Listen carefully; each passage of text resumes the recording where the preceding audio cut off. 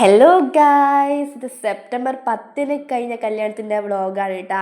പിന്നെ എഡിറ്റാക്കി ഒഴുക്കിയിടാം ഒന്ന് ലേറ്റ് ആയതാണ്. എൻ്റെ ശബ്ദത്തിന് കുറച്ച് പ്രയാസമുണ്ട്, മൂക്കടഞ്ഞിട്ടാണുള്ളത് ഗൈസ്. പിന്നെ നമ്മുടെ യാച്ചക്കുട്ടനും നമ്മുടെ കല്യാണ പെണ്ണിൻ്റെ ചേച്ചിയും ഭർത്താവും ഒക്കെ നമ്മളെ കൂട്ടാൻ വന്നിട്ടുണ്ടായിരുന്നു വീടിൻ്റെ മുന്നിൽ. അപ്പം ഞങ്ങൾ വേഗം ഒരുങ്ങി വേഗം കാറിനകത്ത് കയറി നേരെ മണ്ഡപത്തിലേക്ക് പുറപ്പെട്ടു. നമ്മുടെ യാച്ചക്കുട്ടൻ അടിപൊളിയാണ് കേട്ടോ, കോട്ട് സൂട്ടൊക്കെ ഇട്ടിട്ട്. പിന്നെ ആൾ നേരെ കല്യാണ പെണ്ണിൻ്റെ അടുത്തേക്ക് പോയി അവിടെ കസിൻ ഒരുങ്ങുന്നുണ്ട് കേട്ടോ. അവരൊക്കെ ഒന്ന് ഒരുക്കി കൊടുത്തു. പിന്നെ നമ്മുടെ താലപ്പൊലിയൊക്കെ എടുക്കാൻ പോയിട്ടാ, അതവിടെ കാണിക്കാം.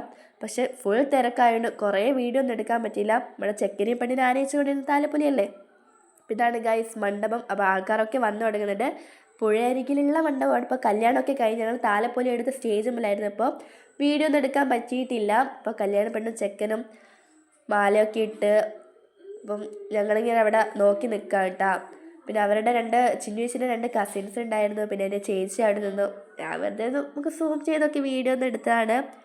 പിന്നെ യാച്ചക്കുട്ടൻ അവൻ്റെ മേമേൻ്റെ കല്യാണമാണ്, അമ്മേൻ്റെ അനിയത്തീൻ്റെ. അങ്ങനെ യാച്ചക്കുട്ടനാണെങ്കിൽ അവനെ മേമേനെയും ഉണ്ണിപ്പാപ്പൻ എന്നാണ് വിളിക്കാട്ടാ. അവരെ ഇങ്ങനെ നിരീക്ഷിച്ചുകൊണ്ടിരിക്കുകയാണ്. ഇപ്പോൾ ഫോട്ടോഷൂട്ട് ഉണ്ടാവും അവിടെ. ഫാമിലിയൊക്കെ നിന്നിട്ടുള്ള ഇതാണ് വയസ്സ് നമ്മുടെ ചിന്നുവീച്ചിൻ്റെ ഫാമിലിയാണ്. അപ്പം ഞങ്ങൾ നേരെ ഫുഡിൻ്റെ സെക്ഷനിലോട്ട് പോയി. അപ്പോൾ എൻ്റെ മാമനും മാമിയും വന്നിട്ടുണ്ട്. അവരോട് കുറേ ഫോട്ടോസ് എടുത്തു. പിന്നെ അടുത്ത വീഡിയോ ആയിട്ട് വരാം. ഇതിൻ്റെ പാർട്ട് 2 വരും. Bye bye.